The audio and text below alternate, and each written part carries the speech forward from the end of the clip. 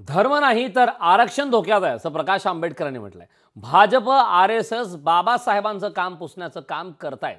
प्रकाश आंबेडकरांनी ट्विट करत भाजपवर हल्लाबोल केला। परीक्षेविना सनदी अधिकाऱ्यांच्या भरतीवरती टीका केलेली आहे। दरम्यान प्रकाश आंबेडकर यांनी जे ट्विट केलेलं आहे, प्रकाश आंबेडकरांनी ट्विट करत भाजपवरती हल्लाबोल केला। प्रकाश आंबेडकरांचं नेमकं ट्विट काय ते पाहूयात ग्राफिक्सच्या माध्यमातून।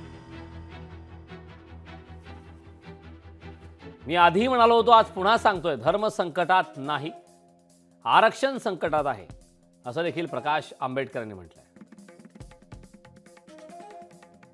एससी एसटी आणि ओबीसींना त्यांच्या घटनात्मक अधिकारांपासून वंचित ठेवण्याचं हे भाजपचं मॉडेल आहे।